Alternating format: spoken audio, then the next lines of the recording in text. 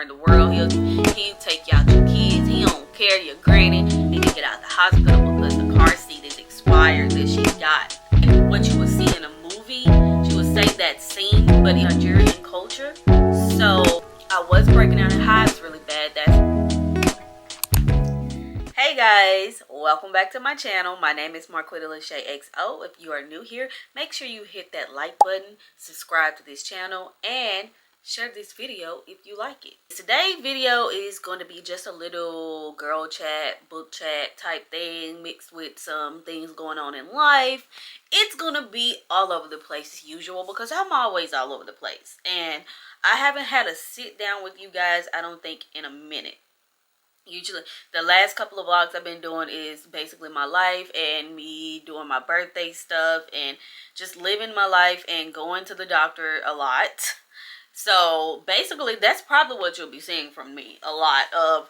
I really want to just do a lot more of just my everyday life as well as how I keep up. I think I talked about this. I don't know. No, I haven't. It's another video, but in another video that's going to be posted eventually, you will see what I'm talking about now. Yeah, this little video right here is basically going to be talking about the books that I've been reading this month for Black History Month.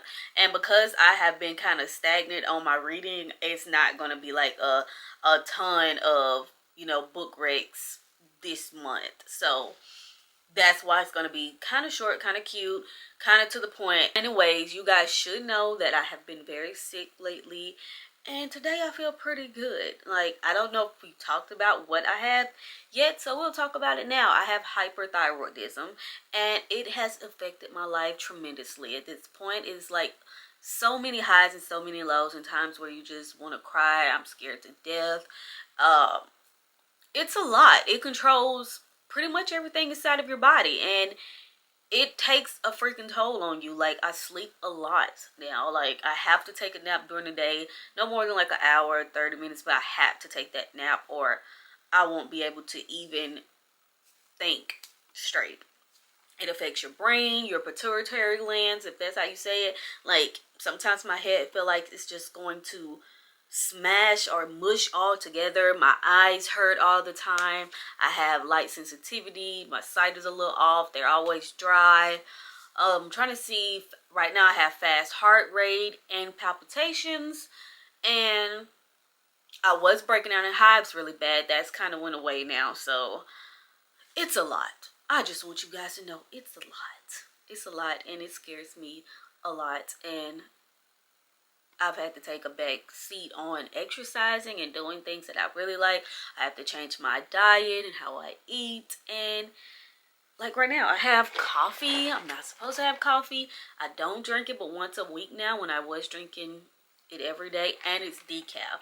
And usually if I'm not drinking this, if I really just need a coffee taste, I now found a substitute or something to kind of give me that flavor of coffee. It's called chicory root, and it tastes a lot like coffee. For anybody who is out there who can't have caffeine, it is really good. And I'll either mix it with just a titsy bits of coffee or just drink the chicory root straight, and it's really freaking good. And it's good for you. But yeah, guys, yeah. So I haven't really just been picking up physical books. That's why I haven't even got to Onyx Storm yet, because my eyes, like around my birthdays, when this stuff really hit me hard, and I tried to read it, and just a little writing on the book right then, I couldn't do it at the time. But I'm hoping soon, maybe next month, I can finally read Onyx Storm. Right now I have been on my Kindle because it's easier for me to see and read and lay down and just, you know, click the pages. So I have been obsessed with the series Compone and the Delegato season series for Jackal J. If you know, you know, and I think I've talked about it, or I will talk about it in a previous video or something, mentioned it, but that's all I've been doing. I've listened to 2 audiobooks, and other than that, I've just been reading the Capone series. I tried to stop reading it, like after I got done with the Capone series, I tried to go to something else. I tried to go to 2, 3 different books. I couldn't do it. I cannot leave this series. Like, there is no matter to my mind that is going to let me leave this series right now. I have to go all the way through it. And that doesn't happen to me often, where I have no way of stopping. I have no willpower to stop this series. So if you don't know, Capone is about a guy who has a twin brother. His twin brother is in prison right now, while he hold down the streets. So Capone is a very smart man, and he takes life, like, he takes it very seriously, like what he does and out in these streets, because he don't just want this to be a street thing. He trying to set his family up, you know, trying to set them up for life and making sure that he has legit businesses as well as being in the streets. But you know, he's that man in the streets, okay? And then we have our girl Erin, and Erin has been through a lot as a kid. She lost her parents. She had to take care of her younger brother. She feels obligated to take care of her younger brother, even though she didn't have to. But she put everything on the line for him, and during that time, it caused her to have some sicknesses that are kind of, you know, like, make you insecure in certain ways. But the thing about Capone is he always hypes this girl up. And I love that he always calls her gorgeous and makes her feel beautiful every single day. Even with things that can make you feel like you're not beautiful, he instills that in her every single day. He holds her down. He protects her. And I just love a protector like that. And can't nobody mess with them. Can't nobody mess with the Delgados, because you go see his sister Capri. You get to follow his brother, his twin brother, Capadonna, when he gets out of prison. And you just get to see how different these twins are and how alike they are too. Like, he is the more sane set of the twins. Capadonna is the one that ain't there at all. Like, he's off his rocks, okay? So this story just, it makes you lock in like you watching a TV show for real. Like, I'm in there with every piece of the family. I want, and then Jackal just put so many little pieces of the puzzle there so that you want to know more about the next character. So even after this season is over and Capri's season is over, I'm going to want to go deeper into every part of every person in this story. But Capri is their sister. She's a lawyer. She's going to school for being a lawyer. And she's also, but the thing about Capri is she also can get down and dirty when she have to. She can pull out her thing and she can go crazy just like the brothers. And people don't expect that from her. And that is the ultimate surprise. And I love that about Capri. But like, oh, let me chill. I'm on Capadonna, the last one in the series of this one now. And like I said, he's very different from his brother. He is the twin that will go crazy. He will burn the world. He'll take you out your kids. He don't care, your granny. He don't care. You mess with him, you gonna get fucked up. Period. No ifs, ands, or buts about it. And that's what I like about him. And he's Muslim. So we get to follow a very different story from him and how he lives his life and the type of love he's looking for. And when he meets the person that, you know, she's the one. And I just hate everything she had to go through. Alea had to go through so much. And he saved her. And she saved him. And it's a beautiful story now.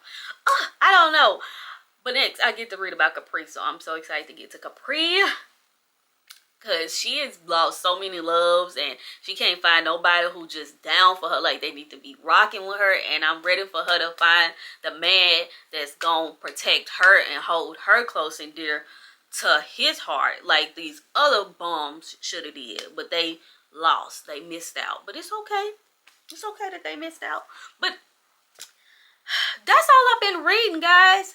Capone, Capadonna, and like I said, I did do 2 audiobooks. So I read this book called Ties That Tether. I don't know how you say her name. Let me see if I can find it right quick. Jane Agahara. I think that's how you say it. And I've been wanting to like space out since I'm reading all that Capone drama, life, love, family stuff that's going on in there. I really wanted something else a little bit different to just center me and like be just different, I guess. So Ties That Tether is a book about a woman. I don't know how you say her name either. So this story is about a woman named Azere, and she is from African Nigerian culture. So she, you know, Nigerians or people of that culture stay very close to that culture. They don't like to kind of step outside of it. That's what the book is telling me anyway. So staying close to your roots and staying close and true to who you are is very important to their culture.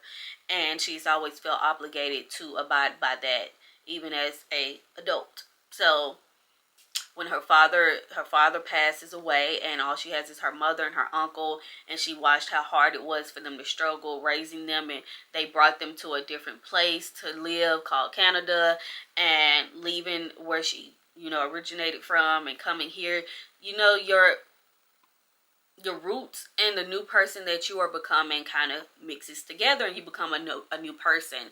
And that's what she is trying to learn. She's trying to identify with herself throughout this whole story and figure out who she is now, because she is not only a Nigerian, but now she's a Canadian, and her mother doesn't understand that, and it's just like a tug of war with her mom the whole time, because her mom wants her to get married to a Nigerian man. She keeps setting her up on so many different dates, and she does not like these men at all, because she's an independent woman.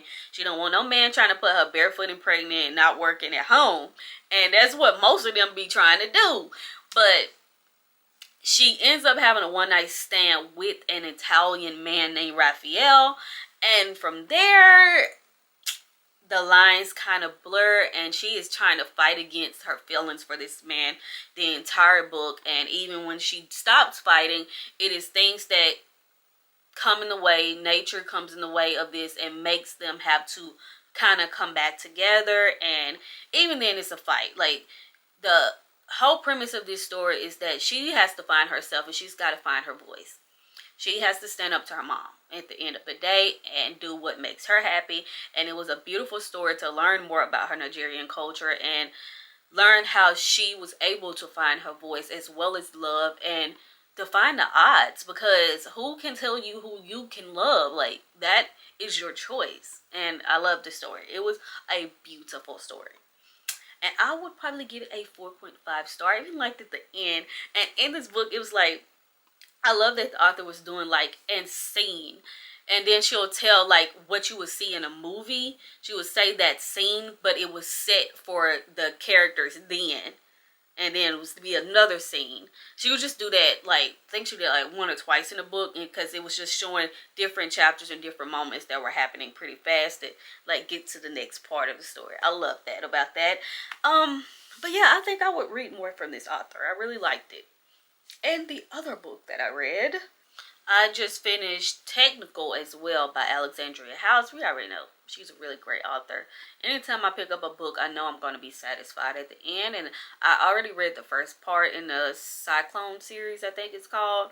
Can't remember what that one's called, but this one's the second one. And it's called Technical, and it follows Dravion, another basketball players from the Sirens or something like that. It's something like that. And anyways, he has a complicated past that has came into his future, and it's messed him up. Like, he is not good up there, and he has nightmares all the time, and he just puts himself in a place of just being used pretty much. But he's also using them, I guess. But he sleeps around with a lot of older women, like very old women, and that's pretty much all he do. I guess because he don't want to rest. I don't know why he did this exactly, but he couldn't rest. So he just takes his time and do that, and kind of not get tied to nobody. You know, he's famous. He's got lots of money. He's got family, but his family sometimes abuses their power as well against his money. So he has to deal with that. But then we have Stevie. Stevie shows up at his doorstep to deliver some food, and she's 9 months pregnant. Her water breaks right then, and he has to deliver her baby. You can only imagine. You can only imagine that he doesn't forget this girl, and he shows up at the hospital. Yes, he does. He does do that. And from there, he can't get her out of his head, obviously, and he just keeps doing little cute things for her, and she is going through it. Stevie, on the other hand, he doesn't know what's going on in her life. He's just looking, outside the window at what he sees, but not really what's her story and what's going on with her. So Stevie is broke.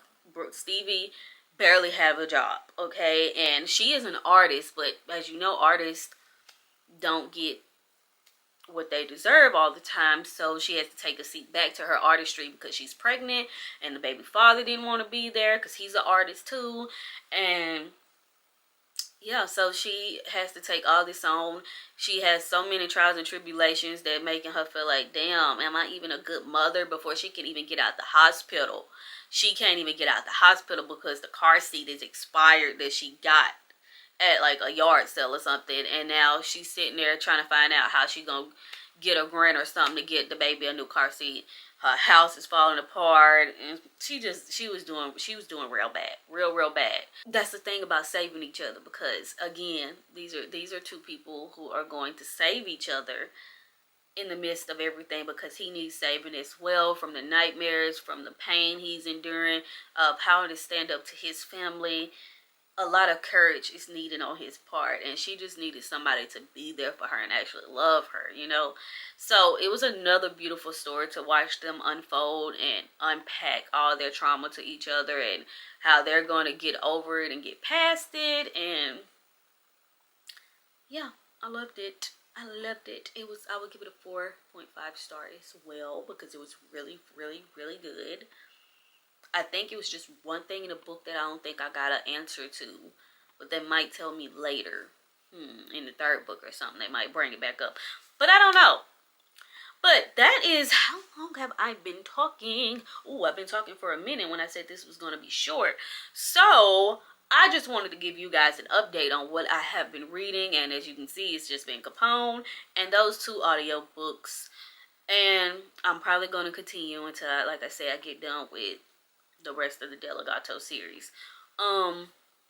But besides that, you might see a few clips from me here and there. I don't know what they will be, but yeah, I am trying to just take it easy, take it slow, and that's why, again, I don't post but every 2 weeks. I'm trying to make it once a week, because before this happened, it was going to be twice a week, but I'm trying to do this because I love doing this, and it makes me happy, and it also takes my mind off of my pain and what I'm going through, and I just love talking to you guys. So, and if I can share this with anybody else who has hyperthyroidism, if you do, or hypothyroidism, and you just want to talk, I would be happy to talk with somebody about this, because this is plaguing my life right now. Like, it is taking over my life. I'm always angry. I have different mood swings a lot, and I'm trying to control that more, and I just have a short fuse, and taking all these different medications is killing me, guys. But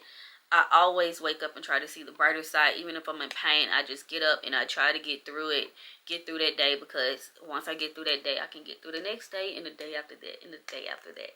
And with that being said, guys, I will see you guys later. Thank you so much for watching this video. I love you guys. Bye. Remember how I used to do it, that I was a member of Confidence Club, 'cause that don't last forever.